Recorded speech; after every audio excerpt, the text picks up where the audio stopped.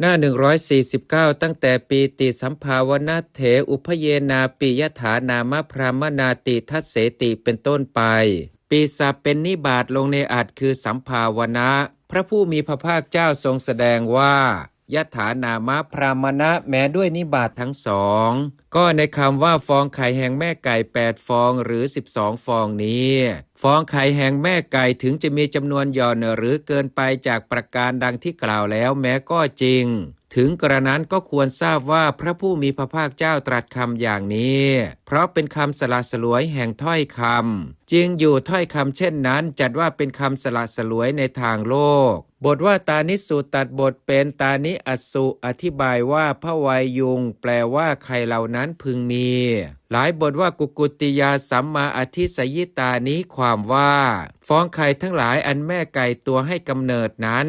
กางปีกออกนอนกกอยู่ข้างบนแห่งฟองไข่เหล่านั้นชื่อว่านอนกกอยู่โดยถูกต้องบทว่าสัมมาปริเสธิตานี้ความว่าเมื่อแม่ไก่ให้ฟองไข่ได้รับอุณหภูมิตามการเวลาอันสมควรชื่อว่าให้อบอุ่นโดยทั่วถึงด้วยดีมีอธิบายว่าทำให้มีไออุ่นบทว่าสัมมาปริภาวิตานี้ความว่าฟองไข่ทั้งหลายอันแม่ไก่ฟักถูกต้องโดยทั่วถึงตามการเวลาอันสมควรอธิบายว่าให้ได้รับกลิ่นตัวแม่ไก่บัดนี้เพราะฟองไข่เหล่านั้นอันแม่ไก่นั้นบริบาลอยู่ด้วยวิธีทั้ง3อย่างนี้จึงเป็นไข่ไม่เน่าแม้ยางเมือกแห่งฟองไข่เหล่านั้นที่มีอยู่ก็จะถึงความสิ้นไปกระป๋อฟองไข่จะบางปลายเล็บเท้าและจะงอยปากจะแข็งลูกไก่ทั้งหลายวงเล็บที่มีอยู่ในข้างในกระป๋อฟองย่อมถึงความแก่ตัวแสงสว่างข้างนอกย่อมปรากฏถึงข้างในเพราะกระเปาะไข่บางเวลาแสงสว่างปรากฏอยู่นั้นลูกไก่เหล่านั้นใฝ่ฝันอยู่ว่านานแท้หนอพวกเรานอนงอปีกและเท้าอยู่ในที่คับแคบและแสงสว่างข้างนอกก็กำลังปรากฏบัดนี้ความอยู่อย่างสบายจักมีแก่พวกเราในแสงสว่างนี้ดังนี้มีความประสงค์จะออกมาจึงเอาเท้ากระเทาะกระเปาะฟองไข่ยื่นคอออกมา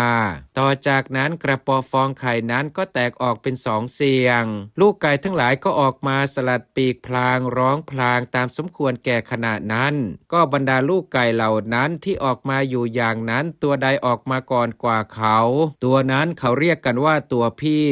เพราะฉะนั้นพระผู้มีพระภาคเจ้ามีพระประสงค์จะยังความที่พระองค์เป็นผู้ใหญ่กว่าเขาให้สำเร็จด้วยอุปมานั้นจึงตรัสถามพราหมณ์ว่าบรรดาลูกไก่เหล่านั้นลูกไก่ตัวใดพึงเอาปลายเล็บเท้าหรือจะงอยปากกระเทาะกระเปาะฟองไข่ออกมาได้โดยความสวัสดีก่อนกว่าเขาลูกไก่ตัวนั้นควรเรียกว่ากระไร